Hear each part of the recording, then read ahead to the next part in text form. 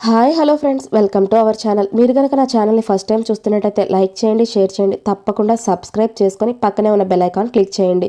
మీ అమూల్యమైన అభిప్రాయాన్ని ఒక కామెంట్ ద్వారా తెలియచేయండి ఫ్రెండ్స్. ఈరోజు మన వన్ డే సింగిల్ స్టోరీలోకి వెళ్ళిపోదాం. చెదిరిన బంధం. అది ఒక పెద్ద కళ్యాణ మండపం. అందంగా లైట్స్తో మెరిసిపోతూ ఉంది. పూలతో అలంకరించి ఉంది. చాలామంది అతిథులు, పెద్ద పెద్ద బిజినెస్ మ్యాన్లు. ఎక్కడ చూసినా హడావిడి, ఆనందం. ఆ రోజు ఒక పెళ్లి జరుగుతుంది. నిఖిల్, ఇషిత చాలా అందంగా ఉండే అమ్మాయి. సున్నితమైన మనస్కురాలు. చిన్న జాబ్ చేస్తూ తన సొంత కాళ్లపై తను నిలబడే అమ్మాయి. నిఖిల్ ఒక పెద్ద బిజినెస్ మ్యాన్. డబ్బు, స్టైల్, అందం, స్టేటస్ అన్నీ ఉన్న వాడు. అతను ఇష్టమైన అమ్మాయితో పెళ్లి. కానీ ఎందుకో అతని మొహంలో ఆనందం లేదు. పెళ్లి పందిట్లో ఇషిత కూర్చొని ఉంది. ముఖం వెలిగిపోతూ, కళ్ళల్లో ఆనందం. ఇంతకాలం ప్రేమించిన వాడితో పెళ్లి అని ఆమె గుండె లోతుల్లో పువ్వులా వికసిస్తోంది. ఇటు నిఖిల్ మనసు బాధగా, ఇషిత సంతోషంగా ఉండాలి అని అనుకుంటున్నాడు. పూజారి గారు పిలిచారు. వరుడు వధువు ఇద్దరు పూజ చేస్తూ ఉన్నారు. బట్టలు మార్చుకొని మళ్ళీ వచ్చి పందిట్లో కూర్చున్నారు. వేద మంత్రాలు మధ్య, మేళ తాళాల మధ్య నిఖిల్ ఇషిత మెడలో తాళి కట్టాడు. అక్షింతలు వర్షంలా కురుస్తూ ఉన్నాయి. చుట్టూ ఉన్న స్నేహితులు చప్పట్లు, నవ్వులు, ఆనందం. ఇద్దరు అధికారంగా భార్యాభర్తలు అయ్యారు. మరుసటి రోజు వ్రతం కూడా ఎంతో వైభవంగా జరిగింది. అప్పుడు కూడా నిఖిల్ కాస్త డల్గానే ఉన్నాడు. వ్రతం అంతా పూర్తయ్యాక ఇషిత తల్లిదండ్రులు, నిఖిల్ తల్లిదండ్రులు, ఇప్పటి నుండి మీ జీవితం మీ చేతిలో ఉంది. దాన్ని ఎలా మార్చుకుంటారు అనేది మీ ఇష్టం. జాగ్రత్తగా ఉండండి అని వాళ్ళిద్దరిని ఆశీర్వదించి వెళ్ళిపోయారు. నిఖిల్ కూడా ఫస్ట్ నుండి తను సొంతంగా ఉండడం, ఇండివిజువల్గా ఉండడం ఇష్టం. దానితో నిఖిల్కి సొంతగా ఇల్లు, సొంత బిజినెస్ ఉన్నాయి. ఇప్పుడు ఆ ఇంట్లో ఇషిత మాత్రమే బెడ్కి మరోవైపు పడుకుంది. మరుసటి రోజు ఉదయం ఇషిత లేచేసరికి నిఖిల్ అక్కడ లేడు. బెడ్ ఖాళీగా ఉంది. అప్పుడే ఆమె చూపు టేబుల్ మీద పడింది. అక్కడ ఒక లెటర్ ఉంది. ఆమె దాన్ని ఓపెన్ చేసింది. అందులో, నేను బిజినెస్ పని మీద ఫారెన్ వెళ్తున్నాను. తిరిగి వస్తానో రానో తెలీదు అని ఉంది. అది చదివిన వెంటనే ఇషిత చేతులు వణకడం మొదలయ్యాయి. ఆమె గుండెలు బరువుగా మారిపోయాయి. వెంటనే ఫోన్ తీసుకొని కాల్ చేసింది. కానీ నిఖిల్ లిఫ్ట్ చేయలేదు. మళ్ళీ కాల్ చేసింది, అయినా లిఫ్ట్ చేయలేదు. ఇంకా చేస్తూనే ఉంది, అయినా లిఫ్ట్ చేయలేదు. మెసేజ్ చేసింది, అది కూడా చూడలేదు. జర్నీలో ఉన్నాడేమో అని తనకు తాను అనుకుంది. కానీ మనసు ఊరుకోవడం లేదు. అందుకే మళ్ళీ కాల్ చేస్తూనే ఉంది. అయినా కాల్ లిఫ్ట్ చేయట్లేదు. ఇక ఆ ఇంట్లో ఉండలేక జాబ్కి వెళ్ళింది. ఆఫీసులో ఉన్న వాళ్ళందరూ కూడా వింతగా చూడడం మొదలుపెట్టారు. అప్పుడే జాబ్కి వచ్చింది అని. కానీ ఇషిత అవేమీ పట్టించుకోవడం లేదు. తన పనిలో తాను పడింది. కానీ మనసంతా ఫోన్ దగ్గరే ఆగిపోయింది. రోజులు గడుస్తూ ఉన్నాయి. రోజులు కాస్త నెలలు అయ్యాయి. నెలలు కాస్త సంవత్సరాలు అయ్యాయి. 3 సంవత్సరాలు గడిచిపోయాయి. కాల్స్కి స్పందించడం లేదు. మెసేజ్కి స్పందించడం లేదు. చివరికి ఇషిత కూడా ప్రయత్నించి అలసిపోయి ఆపేసింది. ఒంటరిగా బ్రతకడానికి అలవాటు పడడం మొదలుపెట్టింది. తన బాధ తనతోనే దాచుకోవడం మొదలుపెట్టింది. ఒకరోజు ఇషిత తన కొలిక్తో కలిసి ఒక రెస్టారెంట్కి వెళ్ళింది. అక్కడ కూర్చొని తింటూ ఉండగా ఒక్కసారిగా ఆమె చూపు ఒక అతని దగ్గర ఆగిపోయింది. అతనే నిఖిల్. ఒక క్షణం ఆమె నమ్మశక్యంగా అనిపించలేదు. చేతిలో ఉన్న స్పూన్ జారిపోయింది. నిఖిల్ ఇండియాకి వచ్చాడా? ఇంటికి కూడా రాలేదు. ఎప్పుడు వచ్చాడు అని మనసులో ప్రశ్న తనకు తానే వేసుకుంది. కానీ నిఖిల్ ఆమె వైపు చూసి కూడా ఏమీ తెలియనట్టు తన క్లయింట్స్తో మాట్లాడుతూనే ఉన్నాడు. ఆ దృశ్యం ఇషిత గుండెలకు ముక్కలు చేసింది. నిజమేనేమో, తప్పు నాదే. ఇష్టం లేని పెళ్లి చేసుకున్నట్టున్నాడు. నేను అతన్ని ప్రేమించాను, కానీ ఆ మాట చెప్పలేదు. అతను నన్ను ప్రేమించాడో లేదో తెలియదు అని మనసులో 1000 ప్రశ్నలు. కానీ ఒక్కదానికి కూడా సమాధానం లేదు. ఇంకా అక్కడ ఉండలేక నేను ఇప్పుడే వాష్రూమ్కి వెళ్ళొస్తా అని చెప్పి వాష్రూమ్కి వెళ్ళింది. అక్కడ అద్దం ముందు నిలబడి కళ్ళల్లో నీళ్లు ఆగడం లేదు. అలా కాసేపు ఏడ్చి వాటర్తో ఫేస్ వాష్ చేసుకొని బయటకు వచ్చింది. ఆమె నడుస్తూ ఉండగా ఒక్కసారిగా తడబడి కాలు స్లిప్ అయింది. అప్పుడే వెనక నుండి ఒకరు పట్టుకున్నారు. తల పైకెత్తి చూసింది. నిఖిల్, జాగ్రత్త అన్నాడు. ఇషిత మాట కూడా రాలేదు తన నోటి వెంబట. అతన్ని చూస్తూనే నిలబడిపోయింది. నిఖిల్ మాత్రం అదేమీ పట్టనట్టు మాట్లాడకుండా తిరిగి వెళ్ళిపోయాడు. ఆ క్షణం ఇంకా ఎక్కువ బాధగా అనిపించింది. ఇక అక్కడ ఉండలేక కొలీగ్స్ దగ్గరికి వెళ్ళి, నాకు హెడేక్గా ఉంది, నేను ఇంటికి వెళ్తాను అని చెప్పి బయలుదేరి వచ్చింది. ఇంటికి వెళ్ళగానే అప్పటి వరకు ఆపుకున్న బాధ, దుఃఖం అంతా ఒక్కసారిగా బయటకు వచ్చింది. గుండెలు పగిలేలా అలిసిపోయే వరకు ఏడుస్తూనే ఉంది. శ్వాస తీసుకోవడం కూడా కష్టంగా అనిపించింది. ఎందుకు ఇలా జరిగింది? జవాబు లేదు. ఆ బాధ భరించలేకపోతుంది. కబోర్డ్ తెరిచి టాబ్లెట్స్ తీసుకొని వేసుకుంది. అలా బెడ్పై పడుకుంది. కన్నీళ్లు జారుతూనే ఉన్నాయి. మెల్లగా మెల్లగా ఆమె అలా నిద్రలోకి వెళ్ళిపోయింది. నెక్స్ట్ డే నిద్ర లేచింది. ఇషిత అద్దం ముందు నిలబడింది. తన ముఖం చూసుకొని తనకు తానే జాలిపడింది. ఎందుకంటే ఒకప్పుడు ఆమె ఎలా ఉండేది కాదు. ఆమె చాలా యాక్టివ్గా ఉండేది. ఎన్ని బాధలు ఉన్నా కూడా ఎప్పుడూ సంతోషంగా ఉండడానికి ప్రయత్నించేది. ఆమె కళ్ళల్లో ఎప్పుడూ ఒక చిన్న ఆనందం, వెలుగు కనిపించేది. కానీ ఇప్పుడు ఆ వెలుగు పూర్తిగా మాయమైపోయింది. ఇప్పుడు మాత్రం కళ్ళ కింద డార్క్ సర్కిల్స్, కళ్ళలేని ముఖం. ఆ నవ్వులో కూడా బాధే ఉంది. అలా తనని తాను చూసుకుంది. గతాన్ని గుర్తు చేసుకుంది. ఇషిత తల్లిదండ్రులకు ఇద్దరు పిల్లలు. ఇషిత, ఆమె అన్నయ్య విక్రమ్. వాళ్ళ ఇంట్లో ఎప్పుడూ సంతోషమే. కానీ ఒకరోజు చిన్న ఇషిత ఆడుకుంటూ ఉండగా తను ఆడుకుంటున్న హెలికాప్టర్ డాల్ వెళ్ళి బావిలో పడిపోయింది. అది తీసుకోవడానికి బావి దగ్గరికి వెళ్ళింది. దూరం నుండి చూసిన విక్రమ్ పరిగెత్తుకుంటూ వచ్చి ఆమెను లాగాడు. కానీ అదుపు తప్పి అతను ఆ బావిలో జారి పడిపోయాడు. తాను బావిలో చనిపోయాడు. ఆ రోజు నుండి ఆ ఇంట్లో సంతోషం మాయమైపోయింది. అప్పటి నుండి వాళ్ళ తల్లిదండ్రులు పూర్తిగా మారిపోయారు. ఇషితాని సరిగ్గా చూసుకోవడం, తనని పట్టించుకోవడం మానేశారు. వాళ్ళు తిట్టేవాళ్ళు కాదు, కొట్టేవాళ్ళు కాదు. కానీ ఏదో ఉందంటే ఉంది అన్నట్టుగా చూసేవారు. తన వల్లే తన కొడుకు విక్రమ్ చనిపోయాడనే భావన వాళ్ళ మనసులో బలంగా నాటుకుపోయింది. ఆ ప్రేమ ఉన్న చోట నెమ్మదిగా దూరం, నిశ్శబ్దం వచ్చి చేరాయి. ఇషిత వాళ్ళ తల్లిదండ్రులు ఉన్నా కానీ ఆమెను వాళ్ళతో ఆ ప్రేమ మాత్రం కనిపించేది కాదు. ఇక ఆమె నిజంగా అర్థం చేసుకోవడం మొదలైంది. తనని చూసుకునేది వాళ్ళ నానమ్మ మాత్రమే. అలా బాధల మధ్య పెరిగింది. కాలం గడుస్తుంది. బాధలతోనే ఇషిత పెద్దదైంది. ఇప్పుడు తన కాలేజ్లో అడుగుపెట్టింది. కాలేజీకి వెళ్ళాక కూడా వాళ్ళ పేరెంట్స్ ఏమాత్రం మనీ పంపేవాళ్ళు కాదు. తను అవసరంగా కోసం ఇంటికి ఫోన్ చేసి అడుగుదామని కూడా ఇషితకి మనసు రాలేదు. అందుకే ఒక రెస్టారెంట్లో పార్ట్ టైం జాబ్ చేస్తూ ఉండేది. అక్కడికి రోజు నిఖిల్ తన ఫ్రెండ్స్ని తీసుకొని వచ్చేవాడు. నవ్వుతూ ఫ్రెండ్స్తో ఎంజాయ్ చేస్తూ ఉండేవాడు. అతన్ని చూసిన ప్రతిసారి ఇషితకి తెలియకుండానే అతనిపై ఒక చిన్న ఇష్టం పెరిగింది. మొదట్లో అది కేవలం ఇష్టమే. కానీ రోజులు గడిచే కొద్దీ అతన్ని చూస్తూ ఉండడం, ఆ ఇష్టం నెమ్మదిగా పెరుగుతూ పోయింది. నిఖిల్ కూడా తనతో మాట్లాడడం మొదలుపెట్టాడు. అలా వాళ్ళిద్దరి ప్రయాణం మెల్లగా ప్రారంభమైంది. చిన్న చిన్న మాటలు మొదలయ్యాయి. వాళ్ళ ప్రయాణంలో రోజులు గడవడం, ముందుకు వెళ్ళడం అయ్యాయి. నిఖిల్తో పాటు తన ఫ్రెండ్ రవి కూడా ఎప్పుడూ వచ్చేవాడు. ఎందుకో రవి చూసి ప్రతిసారి ఇషితకు తన అన్నయ్య విక్రమ్ గుర్తొచ్చేవాడు. అతనితో మాట్లాడడం, అతని ప్రవర్తన ఏదో ఒక విధంగా విక్రమ్నే గుర్తు చేస్తూ ఉండేవి. అందుకే ఇషిత రవితో కూడా చాలా క్లోజ్గా మాట్లాడేది. విక్రమ్ని తను ఎప్పుడూ అన్నయ్య అని పిలిచేది కాదు, విక్రమ్ అని పిలిచేది.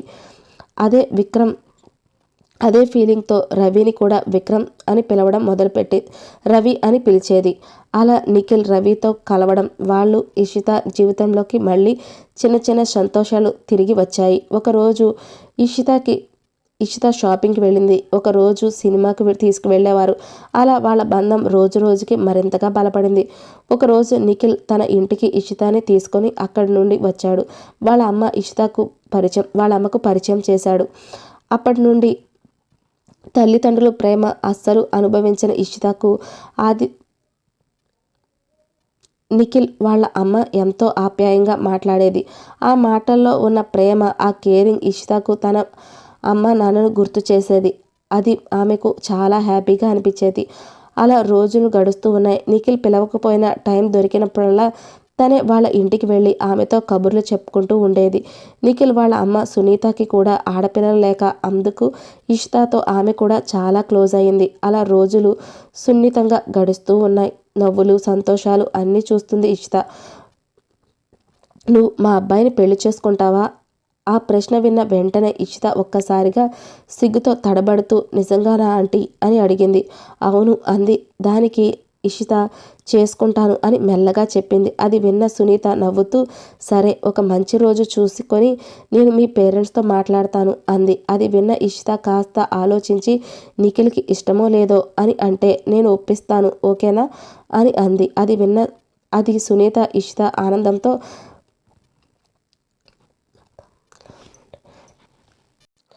సునీత అలా చెప్పగానే ఇషిత ఆనందంతో గంతులు వేయడం మొదలుపెట్టింది. 2 days అయ్యాయి. నిఖిల్ పేరెంట్స్ వచ్చి ఇషిత పేరెంట్స్తో మాట్లాడారు. కానీ వాళ్ళు అంతగా ఏం పట్టించుకోలేదు. సింపుల్గా ఓకే అని చెప్పేశారు. తర్వాత ఇషితతో చెప్పారు నీ పెళ్ళి నిర్ణయించామని. కాబట్టి ఏం జరిగినా మా ఇంటికి రావద్దు, మాకు ఫోన్ చేయొద్దు. ఆ మాట వినగానే ఇషితకి లోపల ఏదో మనసు విరిగిపోయినట్టుగా అనిపించింది. కానీ బయటకు మాత్రం ఏమీ అనలేక అప్పటికే ఆమె కాలేజ్ కూడా అయిపోవడంతో చిన్న జాబ్ కూడా వచ్చింది. నిఖిల్ కూడా సొంతంగా ఒక బిజినెస్ స్టార్ట్ చేశాడు. కష్టపడి పని చేస్తాడు, బాగా సంపాదిస్తున్నాడు మొదలుపెట్టాడు. అలా ఆ మధ్యలోనే వాళ్ళ పెళ్ళి కూడా ఫిక్స్ అయిపోయింది. పెళ్ళి ఇంకా 3 రోజులు ఉంది. ఈస్తా ఒక నిర్ణయం తీసుకుంది. నిఖిల్ నా ప్రేమకు చెప్పాలి అని.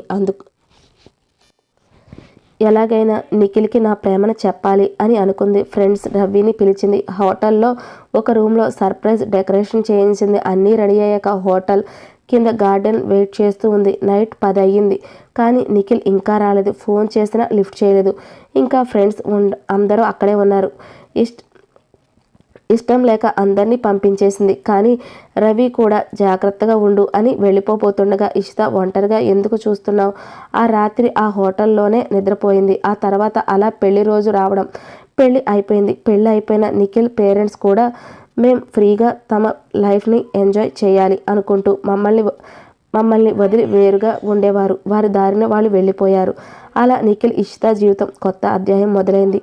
పెళ్ళైన 2 రోజులు నిఖిల్ వెళ్ళిపోయాడు. అప్పుడు ఫోన్ రింగ్ అయింది. ఇషిత తన గతం నుండి బయటకు వచ్చింది. ఆ కాల్ మాట్లాడి ఏం జరగనట్టు రెడీ అయి మళ్ళీ ఆఫీస్కి వెళ్ళింది. ఆఫీస్కి వెళ్ళగానే మేనేజర్ పిలిచాడు. సార్ చెప్పండి. అదేనమ్మా, నువ్వు చాలా ఇష్టంగా చేసిన నీ డ్రీమ్ ప్రాజెక్ట్ గుర్తుంది కదా? ఫండ్స్ లేక ఆపేశాం కదా. ఇప్పుడు దానితో ఇన్వెస్ట్ చేయడానికి ఒక పెద్ద బిజినెస్ మ్యాన్ ముందుకు వచ్చారు. ఇషిత కళ్ళల్లో ఒక్కసారిగా వెలుగు మెరిసింది. నిజమా సార్? అవును. నువ్వు ప్రాజెక్ట్ అతనికి ఎక్స్ప్లెయిన్ చేస్తే అతను నచ్చితే పెద్ద ఇన్వెస్ట్మెంట్ వస్తుంది. మన కంపెనీకి కూడా మంచి పేరు, నీకు కూడా మంచి పొజిషన్ అని చెప్పగానే thank you sir, thank you so much అని ఆనందంతో చెప్పింది. అతను అప్పుడే అన్నాడు. వెయిటింగ్ హాల్లో ఉన్నారు, అందరినీ అక్కడికి రమ్మని చెప్పాడు. ఇక ఇషిత వెంటనే అందరికీ సమాచారం ఇచ్చి అందరితో కలిసి అక్కడికి వెళ్ళింది. హాల్లోకి అడుగుపెట్టింది. కొంతమంది అప్పటికే మాట్లాడుకుంటూ ఉన్నారు. ఇషిత లోపలికి ధైర్యంగా నడిచింది. Excuse me sir, I'm Ishita, nice to meet you అంటూ అతనికి చేతిని ముందుకు చాపింది. వెనక్కి తిరిగి ఉన్న అతని చేతిని షేక్ హ్యాండ్ ఇచ్చి హాయ్ ఇషిత అని అన్నాడు. ఆ ఒక్క మాటతో ఇషిత గుండె ఒక్కసారిగా ఆగినట్టయింది. అతను ఎవరో కాదు, నిఖిల్. అతనిని చూడగానే ఆమె చేతులు ఉన్న ఫైల్ ఒక్కసారిగా నేలపై పడిపోయింది. ఆమె కళ్ళు ఆశ్చర్యం, భయం, ఇంకా చెప్పలేని ఎన్నో భావాలు కనిపిస్తున్నాయి. అలా అతన్ని చూసిన దగ్గర నుండి ఇషిత మనసు కుదుట పడట్లేదు. తల తిరుగుతున్నట్టుగా అనిపిస్తుంది. ఆమె అలా నిలబడింది. ఉండగానే మేనేజర్ దగ్గరికి వచ్చి ఇషిత ఏమైంది? ఎందుకు అలా కన్ఫ్యూషన్గా ఉన్నావు? నో సార్, ఐఎమ్ ఫైన్ అని చెప్పి వెంటనే కింద పడిన ఫైల్ తీసుకొని ఒక క్షణం కళ్ళు మూసుకొని లోపల తనకు తానే స్ట్రాంగ్గా నిశ్చయించుకుంది. అతను నా భర్త కాదు, ఇప్పుడు నా ప్రాజెక్ట్కి ఇన్వెస్ట్ చేయబోతున్న బిజినెస్ మ్యాన్ మాత్రమే అని తన మనసులో చెప్పుకుంది. అలా ఆలోచనలతో ధైర్యం తెచ్చుకొని ప్రాజెక్ట్ గురించి చెప్పడం మొదలుపెట్టింది. ఆమె మాటల్లో కాన్ఫిడెన్స్, ప్రాజెక్ట్ కూడా చాలా నచ్చడంతో అక్కడ ఉన్న వాళ్ళందరూ టెన్షన్తో వింటూ ఉన్నారు. కొన్ని నిమిషాల తర్వాత ఆమె ప్రాజెక్ట్ గురించి పూర్తిగా చెప్పడం అయిపోయింది. ఒక్కసారిగా హాల్ అంతా చప్పట్లు మారుమోగాయి. ఇషిత కళ్ళు మాత్రం ఒక్కసారిగా నిఖిల్ వైపు వెళ్ళాయి. నిఖిల్ కాస్త సీరియస్గా చూసి నాట్ బ్యాడ్, ప్రాజెక్ట్ బాగుంది, కానీ కొన్ని ప్లేసెస్లో మిస్టేక్స్ ఉన్నాయి, అవి కరెక్ట్ చేస్తే ఇంకా బెటర్ అవుతుంది అని అన్నాడు. ఇషిత కాస్త తల ఊపింది. ఓకే అంది. ఆమెకు ఇది ప్రొఫెషనల్ సమాధానం అయినా లోపల మాత్రం చాలా ఎమోషనల్ నడుస్తూ ఉన్నాయి. మీటింగ్ అయిపోయింది. తర్వాత మేనేజర్ నవ్వుతూ ఆమె దగ్గరకు వచ్చి ఇలా ఉంటే తొందరగా ఎదుగుతావు ఇషిత, వెరీ గుడ్ అన్నాడు. తర్వాత నిఖిల్ వైపు తిరిగి సార్ మీదే ఫైనల్ డెసిషన్ అని అన్నాడు. హాల్లో వాతావరణం మళ్ళీ అంతా సీరియస్గా అయింది. ఇషిత గుండె వేగంగా కొట్టుకుంటుంది.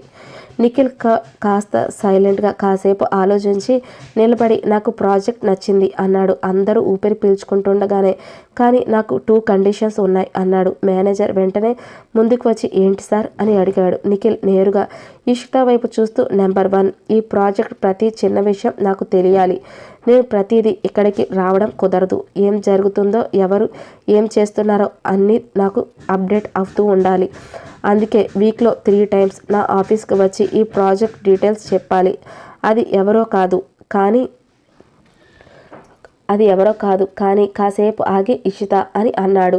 ఆ మాట హాల్ ఒక్కసారిగా నిశ్శబ్దం. మేనేజర్ వెంటనే నవ్వుతూ ఆమె ప్రాజెక్ట్ లీడ్ చేస్తుంది కదా, ఖచ్చితంగా వస్తుంది అన్నాడు. ఇషిత కాస్త కోపంగా చూస్తూ ఓకే సార్ అంది. నిఖిల్ కళ్ళల్లో చిన్నగా ఒక స్మైల్ మెరుస్తోంది. నెక్స్ట్ కండిషన్ ఈ ప్రాజెక్ట్ పూర్తయ్యాక ఇషిత మా కంపెనీలో జాయిన్ అవ్వాలి.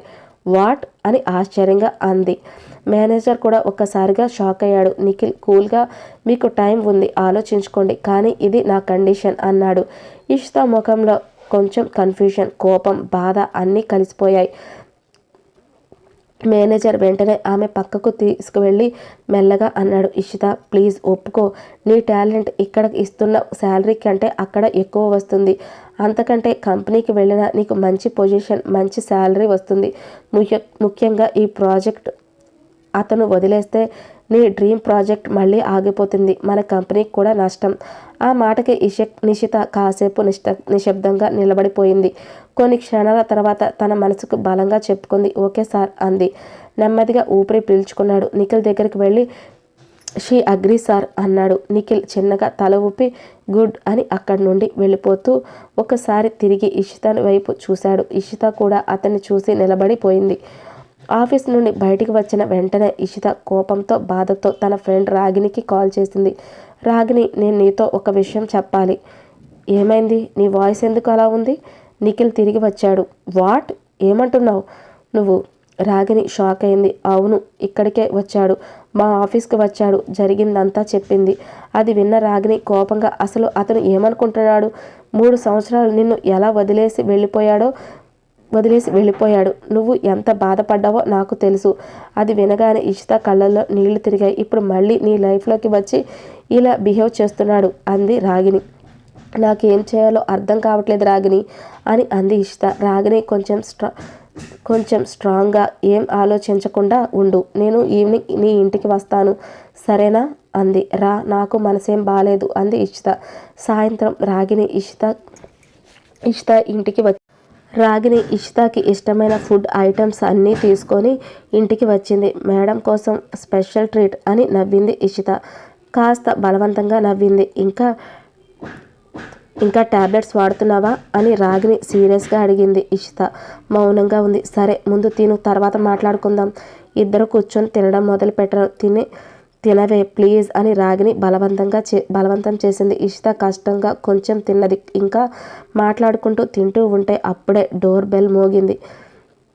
ఇద్దరు ఒకరిని ఒకరు చూసుకున్నారు. ఈ టైంలో ఎవరు అని రాగిని లేచి వెళ్ళి డోర్ ఓపెన్ చేసింది. రాగిని అక్కడ నిఖిల్ని చూసి వెంటనే కోపంతో ఊగుతూ ఆవేశంగా నువ్వేంటిక్కడ అని గట్టిగా అడిగింది. నిఖిల్ మాత్రం కూల్గా అంటే ఏంటి రాగిని, ఇది నా ఇల్లు, నేను ఎప్పుడైనా రావచ్చు కదా అని చెప్పి ఆమెను పక్కకు తప్పించి లోపలికి నడుచుకుంటూ వెళ్ళాడు. అసలు ఏంటి నీ యాటిట్యూడ్ అని కోపంగా అంది రాగిని. లోపల కూర్చున్న ఇషిత ఎవరే అని లేచి నిలబడింది. ఒక్కసారిగా నిఖిల్ని అక్కడ చూసిన ఆ క్షణం ఆమె కళ్ళల్లో నీళ్లు కదిలాయి. అలా నిలబడిపోయింది. నిఖిల్ కాస్త నవ్వుతూ హాయ్, ఎలా ఉన్నావు, బాగున్నావా అన్నాడు. అతని చూపు టేబుల్ మీద పడింది. ఫుడ్ ఐటమ్స్ వైపు చూసి బాగా ఎంజాయ్ చేస్తున్నట్టున్నారు అన్నాడు. సూటిగా ఆ మాట చిన్నగా వ్యంగ్యంగా అన్నాడు. ఇషిత గుండెల్లో గాయంలా తాకింది ఆ మాట. ఆమె నిశ్శబ్దంగా నిలబడి చూస్తుంది. నిఖిల్ కాసేపు ఆమె వైపు చూసి నేను మిమ్మల్ని ఏమీ డిస్టర్బ్ చేయను, మీరు కంటిన్యూ చేయండి అని చెప్పి నేరుగా తన రూమ్కి వెళ్ళిపోయాడు. రాగిణి కోపంతో వెంటనే ఇప్పుడే వెళ్ళి మాట్లాడి అతనితో వెళ్ళబోతుండగా ఇషిత ఆమెను ఆపేసింది.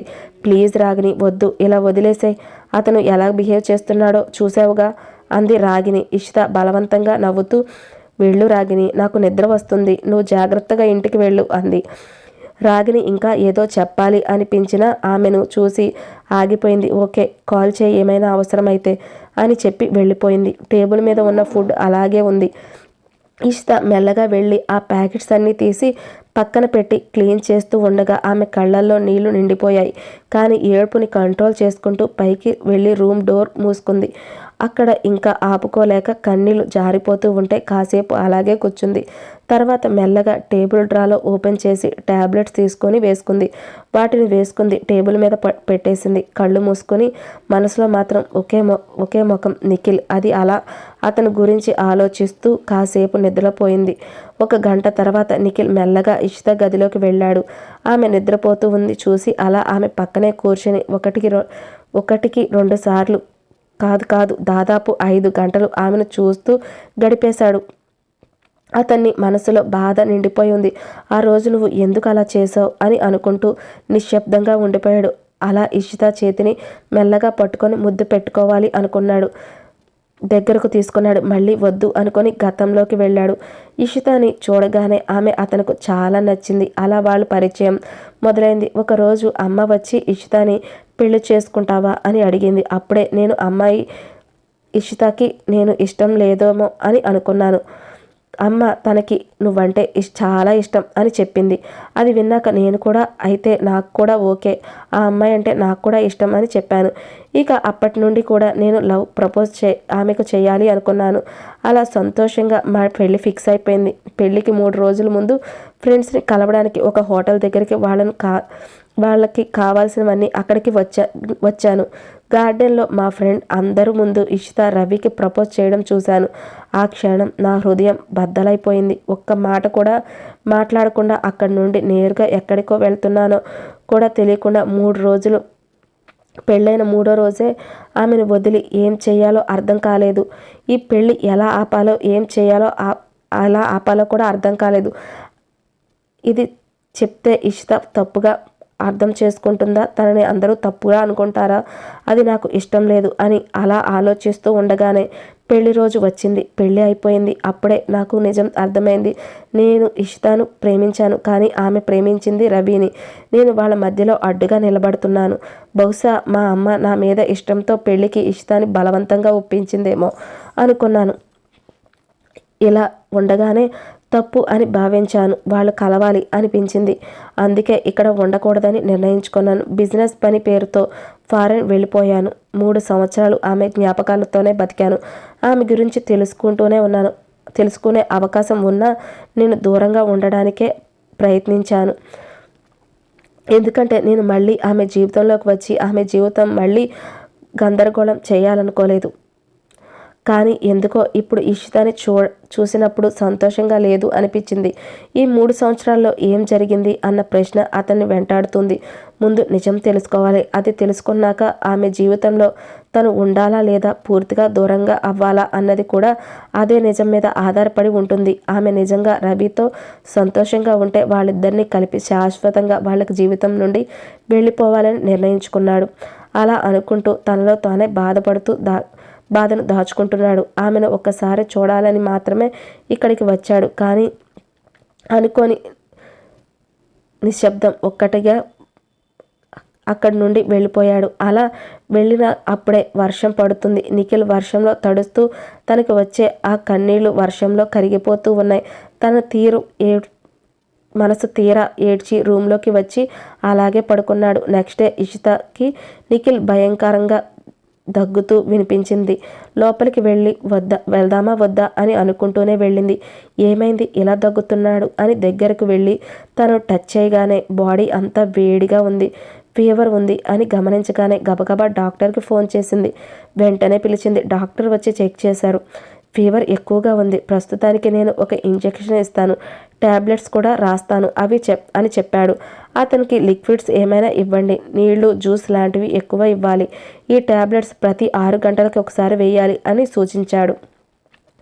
జాగ్రత్తగా చూసుకోండి, తగ్గకపోతే హాస్పిటల్లో అడ్మిట్ చేయాలి, కానీ మ్యాక్సిమం తగ్గిపోతుంది అని ధైర్యం చెప్పాడు. స్నానం చేయించకండి, కానీ శరీరం తడిబట్టతో క్లీన్ చేయండి అని చెప్పాడు. తడిబట్ట మారుస్తూ ఉండండి అని చెప్పాడు. ఇతను మీ హస్బెండే కదా, బాగా చూసుకోండి అని చెప్పి బయటికి వెళ్ళిపోయాడు డాక్టర్ వెళ్ళిపోయాక ఆమె కాసేపు అక్కడే నిలబడి అతనిని చూస్తూ ఉంది. అతని ముఖం నీరసంగా, శరీరం ఇంకా వణికిపోతూ చూసి ఆమెకు బాధగా అనిపించింది. మెల్లగా దగ్గరకు వెళ్ళి అతని నుదుటిపై చేయి పెట్టింది. ఇంకా ఫీవర్ అలాగే ఉండడంతో వెంటనే ఒక గిన్నెలోకి గోరువెచ్చని నీళ్లు తీసుకొని టవల్తో అతని శరీరం తుడవడం మొదలుపెట్టింది. చాలా జాగ్రత్తగా, చిన్నపిల్లాడిని చూస్తున్నట్టుగా చూసుకుంటూ టైం టు టైం టాబ్లెట్స్ గుర్తు పెట్టుకొని సమయానికి మందులు వేస్తూ ఉంది. ఆమె కళ్ళల్లో నీళ్లు కారుతూనే ఉన్నాయి. అవి చూసుకోకుండా నువ్వు బాగుంటే చాలు అంతే నాకు అని తనకు ధైర్యం చెప్పుకుంటూ అతని చేయిని గట్టిగా పట్టుకుంది. అలా ఆ రాత్రి మొత్తం ఆమె అతని పక్కనే కూర్చొని ఒక్క నిమిషం కూడా నిద్రపోలేదు. ఉదయం కాస్త వెలుగుతురు పడుతూ ఉండగా నిఖిల్ నెమ్మదిగా కళ్ళు తెరిచాడు. తన చేయి ఎవరో గట్టిగా పట్టుకున్నట్టుగా అనిపించింది. చూసేసరికి ఇషిత తల అతని మంచం పక్కనే వాల్చి ఉంది. రాత్రంతా నిద్రలేక అలసిపోయి అలాగే నిద్రపోయింది. నిఖిల్ మెల్లగా తన చేతిని కదుపుతుండగా ఆమె మెలకువగా వచ్చింది. నిఖిల్ ఎలా ఉన్నావు, ఫీవర్ తగ్గిందా అని ఆందోళనగా అడిగింది. తగ్గింది అని తల ఊపి థ్యాంక్ యూ అని మెల్లగా చెప్పి ఇంకా ఒక్క మాట కూడా మాట్లాడకుండా ఫ్రెష్ అవుతాను అని చెప్పి వెళ్ళిపోయాడు. ఆమె అమ్మయ్య తగ్గింది అని అనుకొని లేచి తన రూమ్కి వెళ్ళి ఫ్రెష్ అయింది. కిందకి వచ్చి కిచెన్లోకి వెళ్ళి టిఫిన్ తయారు చేయడం మొదలుపెట్టింది. తనకి లైట్ ఫుడ్ అవసరం అని గుర్తు వచ్చి పొంగల్, కిచిడి తయారు చేసింది. కొద్దిసేపటికి ఫ్రెష్ అయి కిందకి వచ్చిన నిఖిల్ బయటికి వెళ్ళాలి అనుకుంటూ ఉండగా నిఖిల్ అని ఆమె పిలిచింది. అతను వెనక్కి తిరిగి ఏంటి అని అడిగాడు. టిఫిన్ చేశాను, తిని వెళ్ళు అని బాగుంటుంది. ఇప్పుడే హెల్దీ ఫుడ్ తినకుండా వెళ్తే మళ్ళీ ఆరోగ్యం పాడవుతుంది.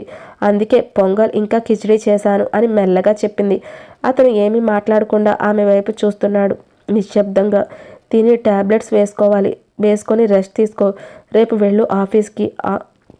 ఆఫ్టర్నూన్ లంచ్ కూడా ప్రిపేర్ చేశాను, ఓకేనా అని చెప్పి అతనికి సమాధానం కోసం ఆగకుండా మెల్లగా అక్కడి నుండి వెళ్ళిపోతూ ఉండగా ఇషిత అని పిలిచాడు. ఆమె ఆగి వెనక్కి తిరిగి చూసింది. నువ్వు తిన్నావా అని అడిగాడు. ఆమె అది అని ఏదో చెప్పేలేపే రా ఇద్దరం కలిసి తిందాం అని అతను ఆమె చెయ్యిని పట్టుకుని డైనింగ్ టేబుల్ దగ్గరకు తీసుకువెళ్ళాడు. ఆమె కూర్చోబెట్టాడు. నిఖిలే ఆమెకు వడ్డించి తిను అని మెల్లగా అన్నాడు. ఆమె కూడా అతని మాటకు కాదనలేక నెమ్మదిగా తినడం మొదలుపెట్టింది. కానీ ప్రతి ముద్ద తినేటప్పుడు ఆమెకి ఏదో కొత్తగా అనిపిస్తుంది. ఎందుకంటే చాలా రోజుల తర్వాత ఆమె టిఫిన్ తింటోంది. ఇంతకాలం ఉదయం టిఫిన్ లేకుండా ఏమీ తినకుండా నేరుగా ఆఫీస్కి వెళ్ళిపోవడం, ఆకలి వేస్తే కూడా పట్టించుకోకుండా ఉండడం, అదే ఆమెకు అలవాటైపోయింది. నిఖిల్ గమనించాడు. ఎందుకు ఇలా ఉన్నావు అని అడిగాడు. ఏం లేదు అని కొంచెం తిని ఆగిపోయింది. ఏంటి ఇంతేనా తింటున్నావు అని అడిగాడు. నేను టిఫిన్ తినడం మానేశాను అందుకే అని మెల్లగా చెప్పింది. నిఖిల్ కాస్త సీరియస్గా టిఫిన్ మానేసావా, ఎప్పటి నుండి అని అడిగాడు. ఆమె కళ్ళు తిప్పుకొని అది ఏం లేదు, నాకు ఇంతే చాలు అని చెప్పి అక్కడ ఉండకుండా వెళ్ళిపోయింది. వెంటనే లేచి ఫాస్ట్గా అక్కడి నుండి వెళ్ళిపోయింది. ఆమె వెళ్ళిపోతుండగా నిఖిల్ కళ్ళలో సందేహం, బాధ రెండు కలిసిపోయాయి. మధ్యాహ్నం నిఖిల్ ఇషితకి నా కోసం లంచ్ ప్రిపేర్ చేసింది. తను మాత్రం లంచ్ తీసుకొని వెళ్ళలేదు. మరి తను ఏం తింటుంది అని ఆలోచించి వెంటనే ఫోన్ చేసి ఇషిత ఆఫీస్కి ఫుడ్ ఆర్డర్ చేశాడు. ఇక్కడ ఆఫీస్లో ఇషిత తన పనిలో తను బిజీగా ఉంది. అప్పుడే ఒక స్టాఫ్లో మెంబర్ వచ్చి మేడం మీకు పార్సిల్ అని ఇచ్చి వెళ్ళిపోయాడు. నాకు పార్సిలా అని ఆశ్చర్యంగా తీసుకుంది. ఏంటిది అని అనుకుంటూ ఓపెన్ చేసింది. లోపల ఫుడ్ ఉంది. నాకెవరు పంపించారు అని ఆశ్చర్యంగా ఆలోచిస్తూ ఉంది.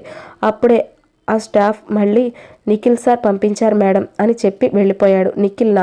నాకు ఫుడ్ పంపించాడా అని నెమ్మదిగా అనుకుంది. ప్యాకెట్ ఓపెన్ చేసింది. తనకి నచ్చిన ఐటెం అన్నీ ఉన్నాయి. ఆ ఫుడ్ చూసి ఇషితకి ఫోన్ చేయాలనిపించింది. కానీ నిఖిల్ నెంబర్ తన దగ్గర లేదు అని విషయం గుర్తొచ్చి ఒక క్షణం ఆగి వెంటనే మేనేజర్ దగ్గరికి వెళ్ళి సార్ నిఖిల్ సార్తో కొంచెం మాట్లాడాలి, నెంబర్ ఇస్తారా అని అడిగింది. మేనేజర్ నెంబర్ ఇచ్చాడు. నెంబర్ తీసుకున్న ఆమె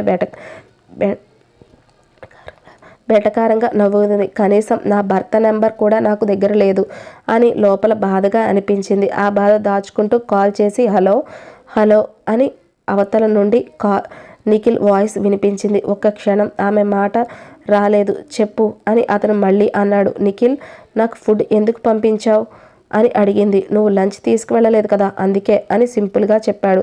ఆమె కాస్త గట్టిగా, నేను ఎప్పుడూ లంచ్ తీసుకురాను, క్యాంటీన్లోనే ఏదో ఒకటి తినేస్తాను, ఇకపై పంపించొద్దు అని చెప్పి ఫోన్ కట్ చేసింది.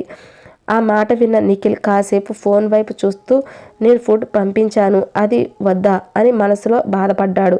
ఇక ఫోన్ కట్ చేసిన తర్వాత ఆమె గుండె బరువెక్కి, ఎందుకు ఇలా మాట్లాడుతున్నాను అని తనకు తానే ప్రశ్నించుకుంది. నేను ఎంతగా బాధపడ్డానో మర్చిపోయానా, లేక మర్చిపోలేక అప్పుడప్పుడు అతని మీద ప్రేమ మళ్ళీ గుర్తొస్తుందా? ఇప్పుడు అలాగే ఉండాలి. ఇవన్నీ మొదలైతే మళ్ళీ అతన్ని దూరం అయితే నేను తట్టుకోలేను అనుకుంది. ఆలోచనలోనే నిఖిల్ పంపించిన ఫుడ్ పక్కనే ఉన్న వాళ్ళకి ఇచ్చేసి తర్వాత ఎప్పటికో క్యాంటీన్కి వెళ్ళి ఏదో ఒకటి తిన్నంత తిని మళ్ళీ తన పనిలో తను పడిపోయింది. కానీ మనసులో మాత్రం బాధతో నిండిపోయింది. ఆ రోజు సాయంత్రం వరకు కూడా ఆఫీస్లో వర్క్ పూర్తి చేసుకొని రాత్రి అవుతుండగా ఇంటికి వెళ్ళిన ఇషిత సింపుల్గా పార్టీకి రెడీ అయి బయటకు వెళ్ళడానికి హాల్లోకి వచ్చింది.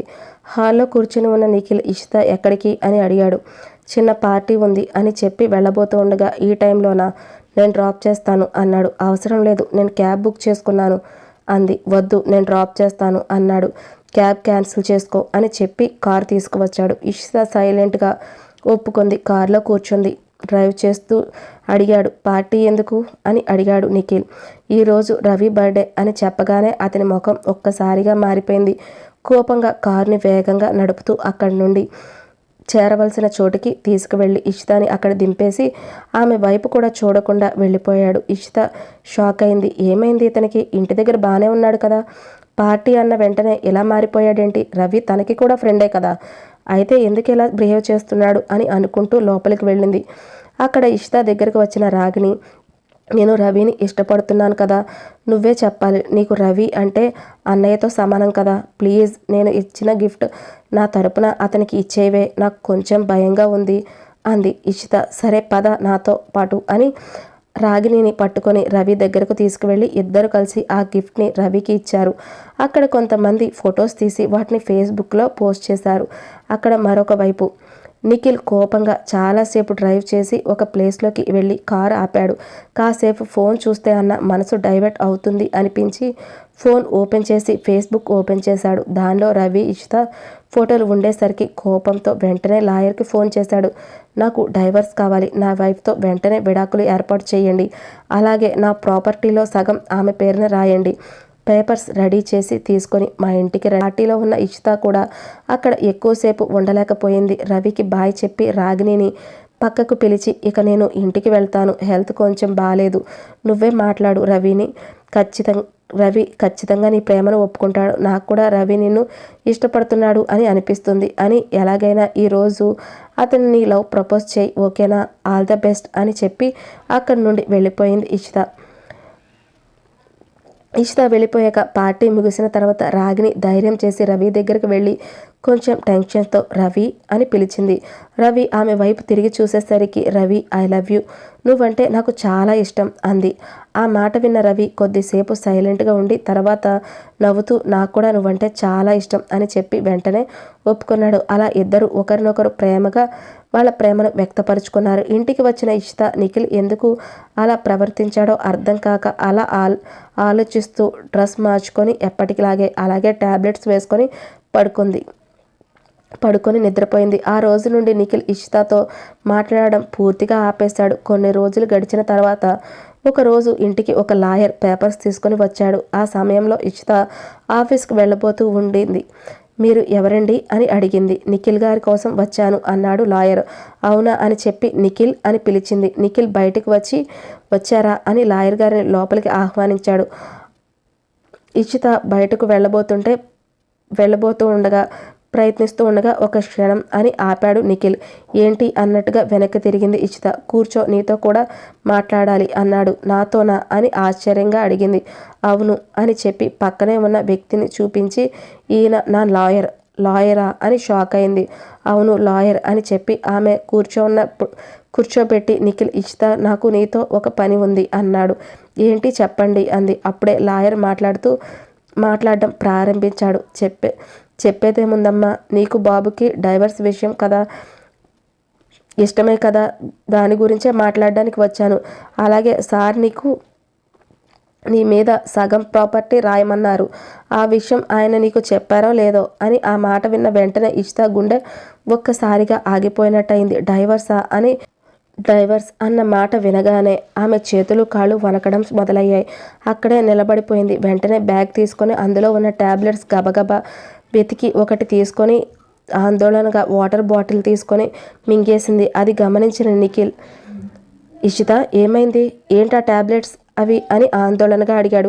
ఏం లేదు, నేను బాగానే ఉన్నాను, కొంచెం హెడేక్గా ఉంది, అందుకే టాబ్లెట్స్ వేసుకుంటున్నా అంతే అంది కష్టంగా. ఆ పరిస్థితి చూసి లాయర్ ఆశ్చర్యపోతూ, ఏంటి బాబు మీరు ఈ విషయం ఆమెకు చెప్పలేదా అని అడిగాడు. ఆ మాటకి ఇషిత నెమ్మదిగా నిఖిల్ వైపు చూస్తూ వస్తున్న కన్నీళ్లు కంట్రోల్ చేసుకుంటూ, చెప్పాడు, నేనే మర్చిపోయాను అంది. లాయర్ మళ్ళీ అన్నాడు, సరే మీ ఇద్దరు ఒప్పుకున్నారు కాబట్టి ఇద్దరూ సైన్ చేస్తే ఈ పేపర్స్ నాకు ఇస్తే ఎంత త్వరగా అయితే అంత త్వరగా డైవర్స్ ప్రాసెస్ పూర్తి చేస్తా. ఆ మాట విన్న ఇషిత గుండెల్లో బలంగా తగిలింది. అయినా తాను కంట్రోల్ చేసుకుంటూ, ఇప్పటి వరకు కలిసి లేం కదా, ఇక శాశ్వతంగా విడిపోతున్నాం అంతే అని తనలో తానే అనుకుంటూ చేతిలో వణుకుతూ ఉండగా పేపర్స్ తీసుకుంది. సైన్ చేయడానికి ప్రయత్నించింది, కానీ చేయలేకపోతుంది. కళ్ళల్లో నీళ్లు, మనసులో చెప్పలేని బాధ. తనను కంట్రోల్ చేసుకుంటూ సైన్ చేసింది. అప్పుడే అక్కడికి రాగిణి, రవి వచ్చారు. రాగిణి, రవి ఇద్దరు లోపలికి రాగానే అక్కడే ఆగి అక్కడే ఏమవుతుందా అని ఇషితాని అడిగారు. రాగిణి గట్టిగా అడిగింది. ఇషిత నెమ్మదిగా, నాకు నిఖిల్కు డైవర్స్ అంది. ఏంటి డైవర్సా అని కోపంగా నిఖిల్ వైపు చూసింది రాగిణి. తర్వాత వెంటనే లాయర్ వైపు తిరిగి, లాయర్ గారు ప్లీజ్ మీరు ఇక్కడి నుండి వెళ్ళిపోండి, ఈ పేపర్స్ తీసుకువెళ్ళండి, మేము కాస్త పర్సనల్గా మాట్లాడుకోవాలి అంది. నిఖిల్ ఏం మాట్లాడాల్సిన అవసరం లేదు అన్నాడు. ఆ మాట విన్న లాయర్ గారు, ప్లీజ్ మీరు వెళ్ళండి, ఏమనుకోకండి అని రాగిణి కఠినంగా చెప్పడంతో లాయర్ అక్కడి నుండి వెళ్ళిపోయాడు. లాయర్ వెళ్ళగానే రాగిణి కోపంతో రగిలిపోతూ నిఖిల్ దగ్గరకు వెళ్ళి అతని కాలర్ పట్టుకొని, ఎందుకు దాని జీవితం ఎలా ఆడుకుంటున్నావు అని అరిచింది. వెంటనే ఇషిత వచ్చి ఆమె చేతిని విడిపించింది. ఏం చేస్తున్నావు, వదిలేయ్ అంది. నువ్వు సైలెంట్గా ఉండు, ఈరోజు నేను మాట్లాడాలి అంది రాగిణి. నిఖిల్ వైపు తిరిగి, ఏం చేసింది అది నిన్ను ప్రేమించింది, అదేనా అది చేసిన తప్పు? 3 సంవత్సరాలు వదిలి వెళ్ళిపోయావు, నీకోసం ఎన్నిసార్లు ఫోన్ చేసింది, ఎన్ని మెసేజ్లు చేసింది, ఒక్కదానికైనా రిప్లై ఇచ్చావా, కనీసం చూసావా? ఎలా ఏడ్చిందో తెలుసా? కనీసం తిండి తినడం కూడా మానేసింది. ఎలా అయిపోయిందో తెలుసా? చివరికి అంటూ వెంటనే ఇషిత హ్యాండ్ బ్యాగ్ తీసుకొని లోపల ఉన్న టాబ్లెట్లన్నీ బయటకు వేసి, చూసావా వీటితోనే బ్రతుకుతుంది తెలుసా, స్ట్రెస్ భరించలేక పిచ్చిదానిలా అయిపోయింది. హాస్పిటల్కి తీసుకువెళ్ళి ట్రీట్మెంట్ చేయించాక కొంచెం మామూలై ప్రతిరోజు రాత్రి నిద్ర లేకపోవడంతో ఈ స్లీపింగ్ టాబ్లెట్స్ వేసుకొని పడుకుంటుంది. ఇంత నరకం చూపించావు, అది ఏం చేసింది చెప్పు అని అరిచింది. ఆ మాట విన్న నిఖిల్ కళ్ళల్లో నీళ్లు తిరిగాయి. ఏం మాట్లాడుతున్నావు అని తడబడుతూ అన్నాడు. అప్పుడు ఇషిత, ఏం పట్టించుకోవద్దు, నీకు కావాల్సింది డైవర్స్ కదా, ఇస్తాను అని రాగిణి మాట్లాడకుండా మాటలు పట్టించుకోకు అంది. ఇక రాగిణి కోపంతో అక్కడి నుండి వెళ్ళిపోయింది. రవి నిఖిల్ని కోపంగా చూస్తూ వెళ్ళి కార్డు పెట్టి బయటకు వెళ్ళిపోతూ ఉండగా అక్కడికి వెళ్ళి కార్డు కనిపించింది. ఆ కార్డుపై రాగిణి వెడ్స్ రవి అని ఉంది. అది చూసిన వెంటనే ఒక్కసారిగా దిమ్మ తిరిగిపోయింది నిఖిల్కి. వెంటనే బయటికి పరిగెత్తుకుంటూ వెళ్ళి రవి అని గట్టిగా పిలిచాడు. రవి ఆగి, ఏమైంది అన్నాడు. నీతో కాస్త మాట్లాడాలి అన్నాడు. ఇద్దరు కొంచెం పక్కకు వెళ్ళి నిఖిల్ అడిగాడు, నీకు రాగిణితో పెళ్ళా? అవును అన్నాడు రవి. మరి ఇషిత అని కంగారుగా అడిగాడు. రవి ఒక్కసారిగా కోపంగా చూసి, ఇషిత తను నా చెల్లెలరా, ఏం మాట్లాడుతున్నావు నువ్వు అన్నాడు. నిఖిల్ షాక్ అయ్యాడు. ఇషిత నన్ను అన్నయ్యలాగా చూస్తుంది, అందుకే నాతో అంత క్లోజ్గా ఉంటుంది, కానీ అన్నయ్య అని పిలవదు. ఎందుకంటే విక్రమ్ని అలా పిలవడం తనకి అలవాట్లేదు, పేరుతోనే పిలుస్తుందంట, అందుకే నన్ను కూడా రవి అని పిలుస్తుంది అని. నీకు ఇంకో విషయం తెలుసా, నీకు పెళ్ళికి ముందే నీకు లవ్ ప్రపోజ్ చేయాలి అని అనుకుంది. నీకు పెళ్ళికి ముందే లవ్ ప్రపోజ్ చేయాలి అని డిసైడ్ అయింది ఇషిత. అందుకే ఆ రోజు హోటల్లో ఒక రూమ్ డెకరేట్ చేయించి మన ఫ్రెండ్స్ అందరినీ పిలిచింది.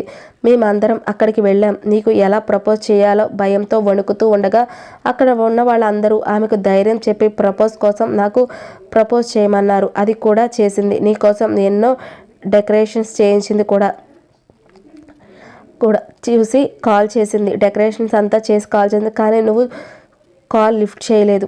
ఆ మాటకు గుండెల్లో గుచ్చుకున్నట్టుగా అనిపించింది నిఖిల్కి. రవి కళ్ళల్లో కోపంగా మారిపోయి కోపం పెరిగింది. ఈ 3 సంవత్సరాలు ఆమె ఎంత నరకం అనుభవించిందో తెలుసా? నేను నీకు ఎన్నిసార్లు ఫోన్ చేశాను, మెసేజ్ చేశాను, ఒక్కదానికి కూడా రిప్లై ఇవ్వలేదు.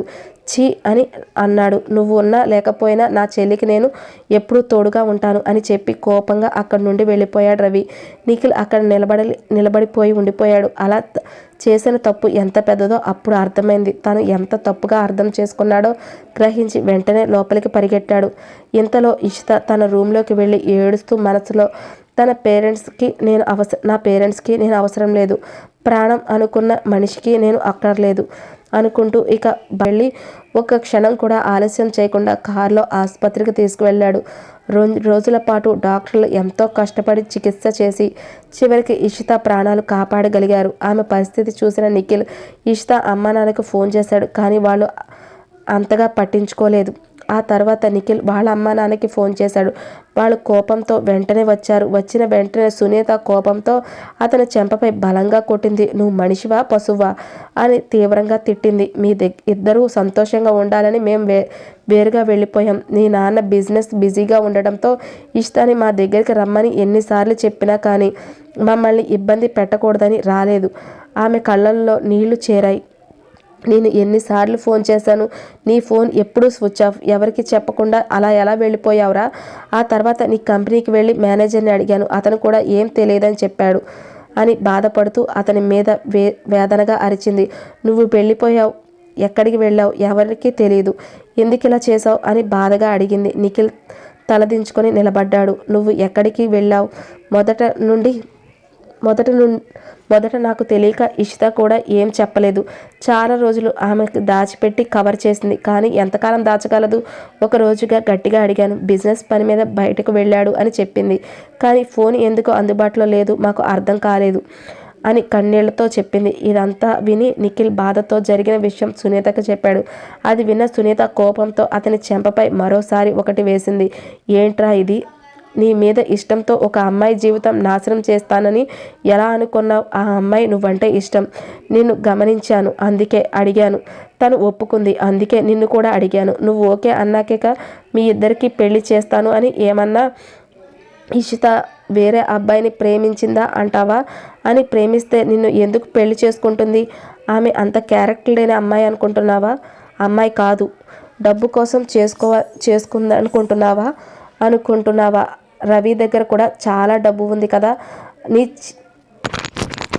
చిన్న లాజిక్ ఎలా మిస్ అయ్యావురా అని అంటూ వాళ్ళ అమ్మ చాలా కోపంగా ఎంత బాధపడుతుందో అంటే ఎక్కువ ఆమెను బాధ పెట్టింది. చివరికి ఆమె ప్రాణం మీదకు తీసుకువచ్చావు ఛీ అని ఆగ్రహంగా అన్నది సునీత. ఆ మాటకి నిఖిల్ కళ్ళలో నీళ్లు తిరిగాయి. సారీ అమ్మ అని చెప్తూ తన కాళ్ళు పట్టుకోవడానికి కూడా ముందుకు వెళ్ళాడు. సునీత కోపంగా అతని చేతులు విడిపించుకొని నాకొద్దు, నువ్వు చెప్పిన సారీ ఆ పిచ్చిదానికి చెప్పు సారీ అని గట్టిగా అరిచింది. అప్పుడే అక్కడికి వచ్చిన డాక్టర్, మేడం ఆ అమ్మాయికి స్పృహ వచ్చింది, మీరు వెళ్ళి మాట్లాడండి, ఈవినింగ్ డిశ్చార్జ్ చేస్తాం అని చెప్పి వెళ్ళిపోయింది. అది విన్న వెంటనే సునీత, ఆమె భర్త కుమార్, నిఖిల్ ముగ్గురు తొందరగా లోపలికి వెళ్ళాలి అని కంగారుగా లోపలికి వెళ్ళారు. ఇషిత కళ్ళు నెమ్మదిగా తెరిచింది. సునీత దగ్గరికి వెళ్ళి ఆందోళనగా అమ్మ ఎలా ఉంది అని అడిగింది. నీరసంగా చిరునవ్వు నవ్వుతూ అత్తయ్య బాగున్నారా, మీరెప్పుడు వచ్చారు అని అడిగింది. ఎందుకే ఇలాంటి పిచ్చి పని చేశావు? నీకు ఏదైనా అయితే నేను తట్టుకోగలనా అని సునీత కళ్ళలో నీళ్లు పెట్టుకుంది. ఇషిత మాత్రం తల పక్కకు తిప్పుకుంది. ఆ టైంలో ఏం సమాధానం చెప్పాలో ఆమెకు అస్సలు అర్థం కాలేదు. నిఖిల్ మెల్లగా దగ్గరకు వచ్చి బాగుందా, ఇప్పుడు ఎలా ఉంది అని అడిగాడు. ఇషిత ఒక్కసారిగా అతని వైపు చూసి అని మాత్రమే అంది. ఇంకా ఒక్క మాట కూడా మాట్లాడదు. కొంతసేపటికి ఈవినింగ్ అయ్యింది. డిశ్చార్జ్ టైం వచ్చింది. అప్పుడే సునీత, నువ్వు ఇప్పుడు చాలా నీరసంగా ఉన్నావమ్మా, పూర్తిగా కోలుకోవడానికి టైం పడుతుంది, నువ్వు మా దగ్గరికి రా, నేను చూసుకుంటా అంది. అది విన్న వెంటనే నిఖిల్ అవసరం లేదు, నేను చూసుకుంటాను అన్నాడు. సునీత ఒక్కసారిగా కోపంగా నువ్వా అని అడిగింది. అవును మమ్మీ, నేను చూసుకుంటాను ప్లీజ్ అని వేడుకున్నాడు. కొన్ని క్షణాలు ఆలోచించిన సునీత, సరే మీ ఇద్దరు కలిసి ఉంటారు అని అనుకుంటున్నాను. ఇప్పటికైనా ఎలాగో నిజం తెలుసుకున్నావు కాబట్టి జాగ్రత్తగా చూసుకో. ఇంకొకసారి ఆమెకి ఏదైనా బాధ కలిగితే నిన్ను కొడుకు అని కూడా ఆలోచించను, జైలుకి పంపడానికి కూడా నేను ఒక్క క్షణం కూడా ఆలోచించను అని గట్టిగా చెప్పింది సునీత. కుమార్ కూడా అక్కడ నుండి వెళ్ళిపోయారు. మెల్లగా ఇషితను తీసుకొని ఇంటికి వెళ్ళాడు. ఆమె మాత్రం ఒక్క మాట కూడా మాట్లాడలేదు.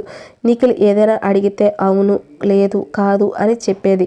అతనితో మాట్లాడాలంటే ఆమెకు చాలా ఇబ్బందిగా అనిపించింది.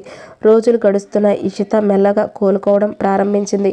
నిఖిల్ మాత్రం ఆఫీస్కి సెలవు పెట్టి ఇంట్లోనే ఉండిపోయాడు. ఆమె కోసం తనే వంట చేస్తూ సమయానికి టాబ్లెట్స్ ఇస్తూ ఏం కావాలన్నా దగ్గర ఉండి చూసుకుంటూ ఎంతో జాగ్రత్తగా చూసుకుంటున్నాడు. అలా ఒక నెల గడిచింది. ఇషిత పూర్తిగా కోలుకుంది. ఇక ఆ ఇంట్లో ఇక ఉండాలి అని ఆమె అనిపించలేదు. అక్కడ ప్రతిదీ ఆమెకు ఏదో ఇబ్బందిగా, అయిష్టంగా అక్కడ జరిగే ప్రతి విషయం ఆమెను బాధకి గురి చేస్తూ ఉంది. చివరికి వెంటనే అక్కడి నుండి వెళ్ళిపోవాలి ఆమెను గట్టిగా నిర్ణయించుకుంది. ఒకరోజు ఇషిత నిఖిల్ నీతో మాట్లాడాలి అని పిలిచింది. ఆ ఒక్క మాట వినగానే హృదయంలో ఒక్కసారిగా ఏదో కొత్త కాంతి వచ్చినట్టుగా అనిపించింది నిఖిల్కు.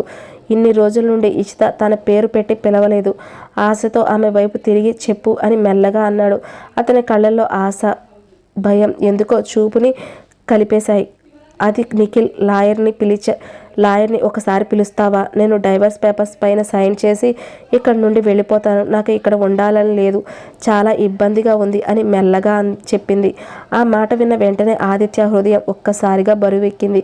ఏం మాట్లాడుతున్నావో అర్థమవుతుందా అని అన్నాడు. ఇషిత కన్నీళ్లు ఆపుకుంటూ అతని ముఖం కూడా చూడకుండా అక్కడి నుండి వెళ్ళిపోయింది. నిఖిల్ కోపంగా అలాగే బాధతో కూడా బయటికి వెళ్ళిపోయాడు. కోపం, బాధ బరువెక్కిన గుండెతో ఇక అక్కడి నుంచి కోపంగా వెళ్ళిపోయాడు నిఖిల్. ఎక్కడికి వెళ్ళాడో తెలియదు. బాగా తాగి అర్ధరాత్రి ఎప్పుడో ఇంటికి తిరిగి వచ్చాడు. తూలుతూ లోపలికి అడుగు పెట్టాడు. టైం 11 అవుతుండడంతో లోపలికి వచ్చాడు. ఇషిత ఇంకా రాలేదేంటి అని అనుకుంటూ హాల్లోనే కూర్చొని అతని కోసం ఎదురు చూస్తూ ఉంది. అప్పుడు తూలుతూ శబ్దం వినబడగానే లేచి తలుపు దగ్గరకు వస్తుండగా అతని దగ్గరకు వచ్చింది. నిఖిల్ నువ్వు తాగావా అని అడిగింది. అంతే. అతను ఒక్కసారిగా కోపంతో ఆమె చేతిని గట్టిగా పట్టుకొని ఏంటి నాకు విడాకులు ఇస్తావా అని కోపంగా ఆమె కళ్ళల్లోకి నేరుగా చూస్తూ విడాకులు ఇచ్చి నన్ను వదిలి నువ్వు ఉండగలవా అని అతను లేశాడు. కోపంతో ఇషిత అతన్ని చూస్తూ నువ్వే కదా డైవర్స్ అన్నావు అని అడిగింది. ఇప్పుడు ఇస్తాను అంటే నీకు ఏంటి ప్రాబ్లం? ఎందుకిలా నా లైఫ్తో ఆడుకుంటున్నావు నిఖిల్ అని ఒక్కసారిగా అరిచింది. కళ్ళ నిండా నీళ్లు జారిపోతున్నాయి. నీకు నచ్చకుండా ఎందుకు నన్ను పెళ్లి చేసుకున్నావో తెలియదు. పెళ్ళైన 3వ రోజే ఎందుకు వదిలేసి వెళ్ళిపోయావో తెలియదు. ఆమె మాటలు ఒక్కొక్కటి అతని గుండెల్లో గుచ్చుకుంటున్నట్టుగా అనిపించింది. ఫోన్ చేస్తే లిఫ్ట్ చేయవు, మెసేజ్ చేస్తే రిప్లై అవ్వవు. ఎంత ఏడ్చానో తెలుసా, నీకు ఎంత బాధపడ్డానో తెలుసా అని అంటుంటే ఆమె చేతులు వణుకుపోతూ ఉన్నాయి. అలసిపోయాను నిఖిల్, నిజంగా చాలా అలసిపోయాను. కానీ కన్నీళ్లు తుడుచుకుంటూ నన్ను వదిలేయ్ ప్లీజ్, నాకు డైవర్స్ ఇచ్చేయ్ అని అలా నేలపై కూర్చొని ఏడుస్తూ ఉంది. ఆ మాటలు విన్న నిఖిల్ కూడా ఏడుస్తూ ఇషిత కాళ్ళు పట్టుకున్నాడు. ఆ నిమిషం అతను ఒక పెద్ద బిజినెస్ మ్యాన్ అని గుర్తు రాలేదు. ఆ క్షణం ప్లీజ్ క్షమించు, సారీరా, ఒకే ఒక్క ఛాన్స్ ఇవ్వు ప్లీజ్, నాతో కలిసి కొంతకాలం ఉండ్రు. అప్పుడు నేను నచ్చకపోతే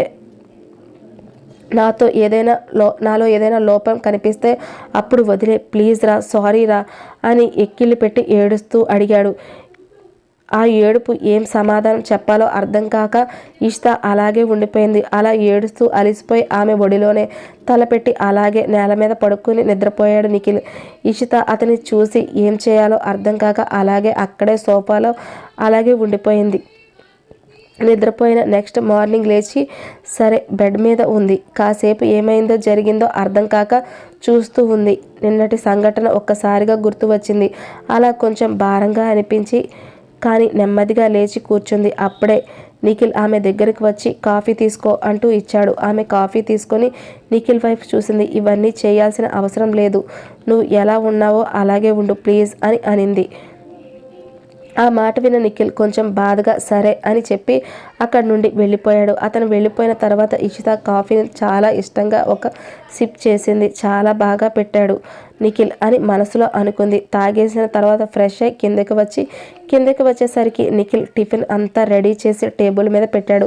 అవి చూసి ఆమె నిఖిల్ ఇవన్నీ ఎందుకు అని అడిగింది. అప్పుడు నిఖిల్ ప్లీజ్ ఏం మాట్లాడుకో, కూర్చో, ముందు తిను అని చెప్పి అతను వడ్డించాడు. అతను కూడా ఆమెతో కలిసి తినడం మొదలుపెట్టాడు. ఇద్దరు కలిసి తింటూ ఉన్నారు. తినడం పూర్తయిన తర్వాత వెంటనే ఆమె లంచ్ బాక్స్ ఇచ్చి తనకు కూడా ఒకటి తీసుకొని వెళ్దాం పదా అని ఆమెను బయటకు తీసుకువెళ్ళాడు. నేను కారులో డ్రాప్ చేస్తా అన్నాడు. ఆమె వద్దు అనగానే నేను కూడా నీతో పాటు నీ ఆఫీస్కే వస్తున్నా అని చెప్పాడు. అలా ఇద్దరూ కలిసి ఆఫీస్కి వెళ్ళారు. ఆఫీస్ దగ్గరికి రావడానికి కొంచెం దూరంలో ఉండగానే ఇషిత, నిఖిల్ ఇక్కడే ఆపేసే ప్లీజ్ అని అనింది. ఏమైంది అని నిఖిల్ అడిగాడు. ఏం లేదు అని చెప్పి కార్ దిగిపోయి ఆఫీస్లోకి వెళ్ళిపోయింది. అది చూసిన నిఖిల్కి అర్థమైంది.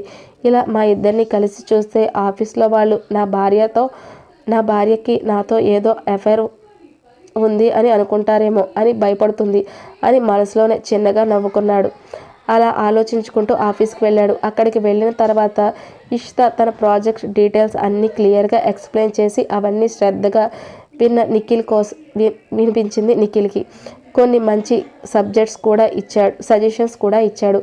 అలా చూస్తుండగానే మధ్యాహ్నం అయిపోయింది. మేనేజర్ నిఖిల్ దగ్గరికి వచ్చి, సార్ అందరూ కలిసి హోటల్కి వెళ్తున్నాం, చిన్న పార్టీ ప్లాన్ చేశాం అని ఇషిత నువ్వు కూడా రావాలి అన్నాడు. ఆ మాట విన్న నిఖిల్ ఇషిత వైపు చూశాడు. అప్పుడే ఇషిత, సార్ మీరు అందరూ వెళ్ళండి, నేను మాత్రం రాను అంది. ఎందుకు అని మేనేజర్ అడిగాడు. దానికి ఇషిత, నేను ఇంటి నుండి లంచ్ బాక్స్ తెచ్చుకున్నాను, అదే తింటాను అంది. ఆ మాట విన్న వెంటనే నిఖిల్ మనసులో చాలా హ్యాపీగా అనిపించింది. మేనేజర్ అలా అయితే నీ ఇష్టం అని చెప్పి అక్కడి నుండి వెళ్ళిపోయాడు. నిఖిల్, నా వైఫ్ ఏం తింటుందో నేను కూడా అదే తింటా, మీరు వెళ్ళండి అన్నాడు. ఆ మాట విన్న వెంటనే ఇషిత ముఖం కొంచెం తడబడుతూ ఉంది. అది చూసి నిఖిల్ వెంటనే పరిస్థితి కవర్ చేస్తూ, ఇంట్లో నా వైఫ్ ఇదే లంచ్ తింటుంది, అందుకే నేను నా లంచ్ తింటున్నాను అని చెప్పి ఆ వైఫ్ చూసి చిన్నగా కన్ను కొట్టాడు. అది చూసిన మేనేజర్ సరే సార్ అని చెప్పి మిగతా స్టాఫ్ అందరితో కలిసి హోటల్కి వెళ్ళిపోయాడు. ఇక నిఖిల్, ఇషిత ఇద్దరు క్యాంటీన్కి వెళ్ళి లంచ్ బాక్స్ ఓపెన్ చేశారు. ఆమె పక్కనే కూర్చున్న నిఖిల్ ఒక్కసారిగా ఆమెను తన వైపుకుంటూ ఉన్నాడు. 3 ఏళ్ల తర్వాత మొదటిసారి ఇషిత మనసుకు నిండా హ్యాపీగా తినడం, కడుపు నిండా హాయిగా తినేసింది. నిఖిల్ కూడా ఆమె తినిపిస్తూ మధ్యలో సరదాగా ఆ రోజు గడిచిపోయింది. నెమ్మదిగా వారిద్దరి మధ్య ప్రేమ మళ్ళీ మొదలైంది. చిన్న చిన్న మాటలు, నవ్వులు, కలిసి బయటికి వెళ్ళడం, కలిసి తినడం, ఇలా ప్రతి క్షణం వాళ్ళ జీవితాల్లో కొత్త ఆనందం నిండింది. ఇద్దరు చాలా హ్యాపీగా ఉన్నారు. ఇలా తన డ్రీమ్ ప్రాజెక్ట్ కూడా సక్సెస్ అయింది, పూర్తయిపోయింది. ఇలా చాలా హ్యాపీగా గడుస్తున్నాయి రోజులు. ఇది నిజమో కళ కూడా అర్థం కావట్లేదు ఆమెకు. ఆ కంపెనీ ఆమె కన్న కళ నిజమైంది. చాలా హ్యాపీగా ఉంది ఇషిత. ఇక ఆమె డ్రీమ్ ప్రాజెక్ట్ పూర్తవడంతో ఆమె అన్నట్టుగానే ఆ కంపెనీలో రిజైన్ చేసి నిఖిల్ కంపెనీలో జాయిన్ అయింది. నిఖిల్ ఆమెకు ఆ కంపెనీలో చైర్పర్సన్ పొజిషన్ ఇవ్వాలనుకున్నాడు. కానీ ఇషిత మాత్రం ఒప్పుకోలేదు. లేదు నిఖిల్, ఒక సాధారణ ఎంప్లాయీగా వర్క్ చేస్తా అని చెప్పింది. ఆ మాట విన్న నిఖిల్, ప్లీజ్ ఒప్పుకో అని చాలా రిక్వెస్ట్ చేశాడు. నిఖిల్ చిరునవ్వుతో నవ్వుతూ సరే నీ ఇష్టం అన్నాడు. అలా ఆమెకు తన దగ్గరే ఒక మంచి సాధారణమైన పొజిషన్ ఇచ్చాడు. ఇద్దరూ కలిసి పనిచేస్తూ ప్రేమను ప్రొఫెషనల్ సమానంగా బ్యాలెన్స్ చేసుకుంటూ ముందుకు సాగుతున్నారు. ఆ కంపెనీలో దీపిక అనే ఒక అమ్మాయి నిఖిల్ అంటే చాలా రోజుల నుండి ఇష్టపడుతుంది. తన ప్రేమను చెప్పాలని ఎన్నోసార్లు అనుకుంది. కానీ నిఖిల్ ఎప్పుడూ ఆమెకు ఒక అవకాశం కూడా ఇవ్వలేదు. అలా సమయం గడిచిపోతూ ఉంది. ఇక ఇషిత కంపెనీలో జాయిన్ అవ్వడం, నిఖిల్ ఆమెతో క్లోజ్గా మాట్లాడడం, తన విషయాలన్నీ షేర్ చేసుకోవడం, ఇవి అన్నీ దీపిక కళ్ళల్లో మంటలను రేపుతూ ఉన్నాయి. అలా కళ్ళ ముందే జరుగుతూ ఉంటే ఆమె ఇషిత మీద కోపం పెరిగిపోయింది. ఇప్పుడు వచ్చి నిఖిల్ని వలలో వేసుకోవాలి అనుకుంటుంది అని లోపలే మండిపోతూ, అసూయతో, కోపంతో రగిలిపోతూ ఉంది. అలా చూస్తూ ఉండగానే ఇషిత విషయం ఎలా హ్యాండిల్ చేయాలో అని ఒక ప్లాన్ వేసుకుంది దీపిక. అలా వారాలు గడిచాయి. ఒకరోజు ఏదో పని మీద నిఖిల్ బయటకు వెళ్ళాడు. సరైన సమయం అనుకున్న దీపిక తన ప్లాన్ని మొదలుపెట్టింది. ఆ రోజు ఆఫీసులోకి వచ్చిన ఇష్తా ఏదో వింతగా అనిపించడంతో అందరూ ఆమెను విచిత్రంగా చూస్తున్నారు. కొంతమంది గుసగుసలు పెట్టుకుంటున్నారు. ఆమె వైపు చూస్తున్నారు. అది చూసిన ఇష్తా ఏమైంది, ఎందుకిలా అందరూ చూస్తున్నారు అని తనలో తానే ప్రశ్నించుకుంది. ఏం జరుగుతుందో అర్థం కాక కూర్చుంది. అప్పుడే ఒక అమ్మాయి ఆమె దగ్గరకు వచ్చి కావాలని ఫోన్లో గట్టిగా మాట్లాడింది. అబ్బా, నిన్నటి వరకు ఎంత డీసెంట్గా నటించింది, ఇప్పుడేమో నిజస్వరూపం పడిపోయింది. చూసావా, అమాయకంగా ఉంటుంది కానీ క్యారెక్టర్ మాత్రం ఛీ అని చెప్పి నవ్వుతుంది. ఆ మాట స్పష్టంగా ఇష్తా చెవిలో పడ్డాయి. ఒక్క క్షణం ఆమె గుండె బరువెక్కింది. నన్నే అంటున్నారా అని తాను అనుకుంది. కానీ ఏం జరిగిందో అర్థం కాక మౌనంగా కూర్చుంది. అప్పుడే ఇష్తా అని మేనేజర్ గట్టిగా అరవడంతో ఆమె ఒక్కసారిగా లేచింది. ఏంటి సార్ అని కంగారుగా అడిగింది. నీ వల్ల మన కంపెనీలో పెద్ద నష్టం వచ్చింది, ఎందుకిలా చేశావు అని మేనేజర్ గట్టిగా అరుస్తూ అడిగాడు. ఒక ఫైల్ని ఇష్తా మొహం ముందు విసిరాడు. ఆ ఫైల్ నేల మీద పడి శబ్దం చేసేసింది. ఆఫీస్ అంతా నిశ్శబ్దంగా మారిపోయింది. దూరంగా నిలబడి చూస్తున్న దీపిక మనసులో నవ్వుకుంటుంది, ప్లాన్ సక్సెస్ అయ్యింది అని. ఇష్తా మాత్రం షాక్తో నిలబడిపోయింది. సార్, మీరేం మాట్లాడుతున్నారు, నేను ఎందుకు అలా చేస్తాను అని కంగారుగా అడిగింది. అప్పుడే మేనేజర్ తన ఫోన్ చూపించి అయితే ఇదంతా ఏంటి అని ఆ వీడియో చూపించాడు. ఇష్తా ఒక వ్యక్తితో మాట్లాడుతున్నట్టు కనిపిస్తుంది. అతను మన కంపెనీకి కాంపిటేటర్ కంపెనీ వాళ్ళకి సంబంధించిన వాడు. అతనితో నీకేం పని, ఆ ఫైల్ ఏంటి, ఆ ఫైల్ ఇచ్చావు అని మేనేజర్ ప్రశ్నలు వర్షం కురిపిస్తూ ఉన్నాడు. ఇష్తాకి ఏం జరుగుతుందో అర్థం కావట్లేదు. సార్, నేను బయటికి వెళ్ళినప్పుడు అతను వచ్చి డాష్ ఇచ్చాడు. అప్పుడే అతని ఫైల్ కింద పడిపోయింది. నేను దాన్ని తీసి సారీ చెప్పి అతనికి ఇచ్చాను అంతే, దాంతో నాకేం సంబంధం లేదు సార్ అని ఆమె విడమర్చి చెప్పినా సరే అది వినలేదు. మేనేజర్ మొహం ఇంకా కఠినంగా మారిపోయింది. నేను నమ్మను, నాకు ప్రూఫ్స్ కావాలి, ఇప్పుడే పోలీసులు ఇన్ఫార్మ్ చేస్తాను నీ మీద అని కంప్లైంట్ ఇస్తా అని కోపంగా అన్నాడు. ఆ మాట విన్న వెంటనే ఇష్తా గుండె ఒక్కసారిగా దిగులుగా మారిపోయింది. అప్పుడే దీపిక ముందుకు వచ్చి వ్యంగ్యంగా నవ్వి, అబ్బా, ఎంత బాగా నటించావే, ముందు ఈ కంపెనీ ఓనర్ని వల్లో వేసుకోవాలి అని చూసావు, అది సెట్ అయినట్లు లేదు, అందుకే ఇప్పుడు ఈ డబ్బు కోసం ఇలాంటి డ్రామాలు వేస్తున్నావు, డబ్బు కోసం ఇలాంటి చిల్లర పనులన్నీ చేస్తున్నావు. ఆ మాటలు విన్న వెంటనే ఇష్తా కళ్ళల్లో కోపం మెరిసింది. ఏం మాట్లాడుతున్నావు నువ్వు అని గట్టిగా అరిచింది దీపిక మీద. నీలాంటి దాన్ని మాటలతో చెప్పడం సరిపోదు అని చెబుతూ ఒక్కసారిగా ఇష్తా జుట్టు పట్టుకుంది. అందరూ ముందు ఆమెను బయటకు లాగుతూ వెళ్ళిపోతూ ఉంటుంటే వదులు అని అరుస్తూ ఉంది ఇషిత. అరుస్తున్న దీపిక కోపంతో ఆమెను బలంగా లాగుతూ ఒక్కసారిగా తోసేసింది. అప్పుడే ఆఫీస్ డోర్ దగ్గర నిఖిల్ లోపలికి వస్తూ ఉండగా సడన్గా ఇషిత వెళ్ళి అతని మీద పడింది. ఒక్క క్షణం టైం ఆగినట్టుగా అయిపోయింది. నిఖిల్కి షాక్ కొట్టినట్టు అనిపించి ఇషిత అని పిలిచాడు. ఇషిత మాత్రం కళ్ళలో నీళ్ళతో ఏం మాట్లాడకుండా అతని వైపే చూస్తూ ఉంది. అది చూసి అక్కడ ఉన్న వాళ్ళంతా షాక్ అయ్యారు. దీపిక టెన్షన్గా ఇతను ఇప్పుడే రావాలా అని అనుకుంటూ కంగారు పడుతుంది. అప్పుడే ఎలా వచ్చాడా అని మనసులో తడబడుతూ నిఖిల్ మాత్రం చుట్టూ చూసి ఇక్కడ ఏం జరుగుతుంది అని గట్టిగా అడిచాడు. ఆ మాటతో మేనేజర్ వెంటనే ముందుకు వచ్చి, సార్, మీరు ఈ వీడియో చూడండి అని ఫోన్ ఇచ్చి నిఖిల్కి ఫోన్ చూపించాడు. అందులో వీడియోలో ఇషిత ఒక వ్యక్తితో మాట్లాడుతూ ఫైల్ ఇస్తున్నట్టు కనిపించింది. ఒకసారి నిఖిల్ కళ్ళలో కోపం మెరిసింది. అప్పుడే మేనేజర్, సార్ చూసారా, ఈ అమ్మాయి కంపెనీ సీక్రెట్ షేర్ చేసింది అని అన్నాడు. అప్పుడే దీపిక ముందుకు వచ్చి కొన్ని ఫోటోలు చూపించి, సార్, ఆఫీస్లో అందరూ ఇదే మాట్లాడుకుంటున్నారు, మీరు ఇషితతో చాలా క్లోజ్గా ఉంటున్నారని, ఇలా మీ ఇద్దరి మధ్య ఏదో జరుగుతుందని అనుకుంటూ ఉన్నారు అని చెప్తూ ఉంటుంది ఆమె. అలాగే కంపెనీలో మేనేజర్ కూడా కంపెనీ రిప్యుటేషన్ కూడా దెబ్బతింటుంది అని అంది. ఆ మాట విన్న వెంటనే నిఖిల్ ఒక్కసారిగా గట్టిగా చాలు అని అన్నాడు. ఆ ఒక్క మాటతో ఆఫీస్ అంతా నిశ్శబ్దంగా అయిపోయింది.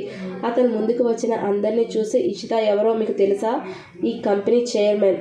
ఆ ఒక్క క్షణం అందరి ముఖాల్లో నమ్మకం లేనట్టుగా షాక్ అయి వాట్ అని అందరూ ఆశ్చర్యపోయారు. నిఖిల్ ఇంకా ముందుకు వచ్చి, అవును, మీరు అనుకుంటున్నట్టు ఆ అమ్మాయి ఈ కంపెనీలో నార్మల్ ఎంప్లాయ్ కాదు, ఈ కంపెనీ యజమాని. ఇంకా మీకు ఏమైనా తన గురించి తెలుసుకోవాలి అనుకుంటున్నారా, నాతో క్లోజ్గా ఉంటుందనే కదా తను నాతో అలాగే ఉండాలి కూడా, ఎందుకంటే ఆమె నా భార్య అన్నాడు. ఆ మాట విన్న వెంటనే ఆఫీస్ అంతా షాక్తో గట్టిగా ఒక్కసారిగా ఊపిరి పీల్చుకుంది. నిఖిల్, నేను పెళ్లి చేసుకున్న నా భార్య, కానీ ఈ కంపెనీలో వర్క్ నేర్చుకోవాలి అని, తను కష్టంగా పడి ఎదగాలి అని ఎవరికి చెప్పకుండా ఒక సాధారణ ఎంప్లాయీలా మీతో కలిసిపోయింది, కానీ మీరు ఆమెను అనుమానించారు అని కోపంగా అని, ఇది అంతా ఎవరి పనో తెలిసాక అప్పుడు చెప్తా వాళ్ళ సంగతి అని గట్టిగా అరిచాడు. దీపిక అని అరిచాడు. అందరూ ఒక్కసారిగా దీపిక వైపు తిరిగి చూశారు. దీపిక గుండె ఆగిపోయినట్టుగా అయిపోయింది. చేతులు వణుకుతూ సార్ నేను అని తడబడుతూ అప్పుడే బయట నుండి పోలీసులు లోపలికి వచ్చారు. అందరూ షాక్తో నిలబడిపోయారు. నిఖిల్ చల్లగా అన్నాడు, నేను ఆల్రెడీ పోలీసులకు ఇన్ఫామ్ చేశాను. ఇక్కడ ఏం జరుగుతుందో తెలుసుకోవడానికే నేను బయటికి వెళ్ళాను. దీపిక కాళ్ళు ఒక్కసారిగా తిరిగినట్టుగా అనిపించింది. పోలీసులు ఆమె దగ్గరకు వచ్చి మీరే దీపిక అని అడిగారు. దీపిక మీద కంప్లైంట్ ఉంది, మీరు ప్రాజెక్ట్ చేసిన అన్నీ కూడా బయటికి ఇస్తుంది మీరే అని తెలిసింది అని అన్నారు. ఇష్ట మాత్రం నిశ్శబ్దంగా నిలబడి చూస్తూ ఉంది. నిఖిల్ వైపు చూసింది. అతను ఆమె దగ్గరకు వచ్చి, నిన్ను ఎవరు హర్ట్ చేయాలనుకున్నా నేను అస్సలు ఊరుకోను. ఆ మాటతో ఇష్ట కన్నీళ్లు జారాయి. అలా సంవత్సరాలు అవుతున్నాయి. నిఖిల్ ఇష్ట కోసం ఒక అందమైన వైట్ కలర్ చీర తీసుకువచ్చాడు. ఆ రోజు ఇష్ట బర్త్డే, ఆమెకు సర్ప్రైజ్ ఇవ్వాలని నిఖిల్ ముందుగానే ఇంటికి వెళ్ళి ఇంటిని అందంగా డెకరేట్ చేసి ఆమె కోసం ఎదురు చూస్తూ ఉన్నాడు. కొద్దిసేపటికి ఇష్ట ఇంటికి వచ్చింది. లోపల అడుగు పెట్టగానే పూల వర్షం ఆమెపై కురిసింది. ఆమె ఆశ్చర్యంగా చుట్టూ చూసింది. ఏంటి ఇది అన్నట్లుగా. నిఖిల్ ఆమె వైపు చూసి, నిఖిల్ చిరునవ్వుతో ముందుకు వచ్చి ఒక చీర ఆమెకి ఇస్తూ హ్యాపీ బర్త్డే అని అన్నాడు. ఆమె ఇంకా షాక్తోనే అతన్ని చూస్తూ నిలబడింది. నిఖిల్ మెల్లగా I love you so much అని చెప్పి ఒక రింగ్ తీసి ఆమె ముందు మోకాళ్ళపై కూర్చొని ప్రపోజ్ చేశాడు. ఇష్ట కాసేపు నిశ్శబ్దంగా నిల్చుంది. ఈరోజు నిఖిల్ అతనిపై చూపిస్తున్న ప్రేమ అతనికి ఎప్పుడు వదిలిపోడు అనే నమ్మకం ఆమె మనసులో మెదిలింది. అందుకే మెల్లగా ఆమె అతనికి చేయి ముందుకు చాపింది. ఆ క్షణం నిఖిల్ కళ్ళలో ఆనందం పొంగి పొరలిపోతూ ఉంది. వెంటనే ఆమె వేళకు రింగు తొడిగి thank you so much my love ఇషితని గట్టిగా హగ్ చేసుకున్నాడు. ఆ ఆనందం చెప్పలేక ఆమెను ఎత్తుకొని గిరగిరా తిప్పేశాడు. ఇషిత నవ్వుతూ చాలా ఆనందంగా ఉంది అని నిఖిల్ చిరునవ్వుతో అన్నాడు. ఇషిత కొంచెం సిగ్గుపడుతూ సరే నేను ఫ్రెష్ అయి వస్తా, ఈ శారీ కట్టుకొని వస్తా అని చెప్పి వెళ్ళి రెడీ అయ్యి కిందకు వచ్చింది. రవి రాగిని కూడా వచ్చారు. అందరూ కలిసి చాలా సంతోషంగా ఇషిత బర్త్డే సెలబ్రేట్ చేసుకున్నారు. రవి రాగిని ఇద్దరూ అప్పటికే పెళ్లి చేసుకొని హ్యాపీగా ఉన్నారు. అందరూ నవ్వుకుంటూ సరదాగా గడిపారు. చివరికి బాయ్ చెప్పి వెళ్ళిపోయారు. వాళ్ళు కూడా నెమ్మదిగా అతనికి ఆ ముద్దుకి సహకరించడం మొదలుపెట్టింది. ఆ క్షణం పూర్తిగా అనుభవించాలి అని అప్పుడే నిర్ణయించుకున్నారు. అలా వర్షం పడుతూ ఉంది బయట. ఈలోపు వాళ్ళిద్దరూ ప్రపంచం మాత్రం ఆగిపోయినట్టుగా అనిపిస్తుంది. వాళ్ళ జీవితాల్లో కొత్త ఆనందం మొదలైంది. అలా ఇంకా 2 సంవత్సరాలు గడిచాయి. ఇషిత గర్భవతి అయింది. ఈ విషయం తెలిసినప్పుడు నిఖిల్ ఆనందం అస్సలు అవధులు లేకుండా పోయాయి. కానీ ఇషిత మనసులో మాత్రం ఒక చిన్న బాధ ఉంది. శ్రీమంతం గురించి. తన తల్లిదండ్రి ఉన్నా లేనట్లే అనిపించింది. పుట్టింటి తరపున ఎవ్వరూ తనకు కోసం ఏమీ చేయకపోవడంతో ఆమె మనసులో లోపల బాధపడుతూ ఉంది. ఇషిత మనసులో ఉన్న బాధను బయటికి గమనించాడు నిఖిల్. నేరుగా ఇషిత తల్లిదండ్రుల ఇంటికి వెళ్ళాడు. వాళ్ళ ముందుకు వెళ్ళి కోపంగా ఇషిత ఏం తప్పు చేసింది? తెలియని వయసులో చేసిన ఒక చిన్న తప్పు అంత పెద్ద నేరం ఏం చేసిందని తన జీవితాన్ని అలా బాధ పెడుతున్నారు అని అడిగాడు. ఆమె ఎలా ఉందో కూడా తెలుసుకోవాలి అనుకోలేదు. కనీసం ఆమె ప్రాణం మీదకి ప్రాణం పోయే స్థితిలో కూడా మీరు రావాలి అనుకోలేదు. మీరు నిజంగా మనుషులేనా అని గట్టిగా అడిగాడు. ఆ మాట విన్న వాళ్ళు తలదించుకున్నారు. వాళ్ళ కళ్ళల్లో పశ్చాత్తాపం కనిపించింది. క్షమించు బాబు, మేం తప్పు చేశాం అని మెల్లగా అన్నారు. నిఖిల్ ఇంకా ఆలస్యం కాలేదు, వచ్చి మీ అమ్మాయిని చూసుకోండి అన్నాడు. అప్పుడు వాళ్ళు వెంటనే నిఖిల్తో కలిసి ఇషిత దగ్గరకు వచ్చారు. ఇషిత వాళ్ళను చూసి ఒక క్షణం షాక్ అయింది. మరుక్షణం నిఖిల్ వైపు చూసింది. నిఖిల్ కళ్ళార్పడంతో ఆమెకు ఏదో అర్థమైనట్టుగా ఆశ్చర్యంగా చూస్తూ వాళ్ళ అమ్మా నాన్న దగ్గరకు వెళ్ళింది. తల్లిదండ్రులు ఇద్దరు ఆమెను దగ్గరకు తీసుకున్నారు. ఆమె కళ్ళల్లో ఆనందం, ఇషిత మీద చాలా ప్రేమను చూపిస్తూ ఉన్నారు. ఇషితాకి శ్రీమంతం కూడా చాలా ఘనంగా జరిపించారు. గౌరవంగా తల్లి తండ్రి అలా శ్రీమంతం జరిపిస్తుంటే ఆ క్షణం ఆమె మనసు ఎంత ఆనందంతో ఉప్పొంగుతుందో అసలు చెప్పలేకపోతుంది. ఆ మాట విన్న ఇషితాకి ఆనందం, ఆమె కళ్ళల్లో కన్నీళ్లు మెదిలాయి. ఆమె వెంటనే నిఖిల్ దగ్గరికి వెళ్ళి అతని చెంపపై ఒక ముద్దు ఇచ్చి థ్యాంక్ యూ అని చెప్పింది. అతన్ని చూసి కొద్ది రోజులు ఇషితా శ్రీమంతం కూడా చాలా ఘనంగా జరిగింది. 2 కుటుంబాలు కలిసి ఆనందంగా వేడుకలు జరిపారు. అలా నెలలు గడిచాయి. ఇషితా కూడా ఒక పాపకు జన్మనిచ్చింది. ఆ పాపను చూసిన నిఖిల్ ఆనందంతో ఉప్పొంగిపోయాడు. కొన్ని రోజులకి రాగిని కూడా ప్రసవించింది. ఆమెకు కూడా పాప పుట్టింది. ఇద్దరు ఇళ్లలో నవ్వులు ఆనందాలు నిండిపోయాయి. అలా అందరూ కలిసి ప్రేమలతో ఆనందంతో తమ జీవితాలు గడుపుతూ ఉన్నారు. ఇంతటితో ఈ కథ అందమైన ప్రేమ కథ ముగిసింది. ఇలాంటి మరిన్ని అందమైన కథలు మీకు కావాలంటే తప్పకుండా నా ఛానల్ని లైక్ చేసి షేర్ చేసి సబ్స్క్రైబ్ చేసుకోండి ఫ్రెండ్స్. ప్లీజ్ కొంచెం సపోర్ట్ చేయండి. రొమాంటిక్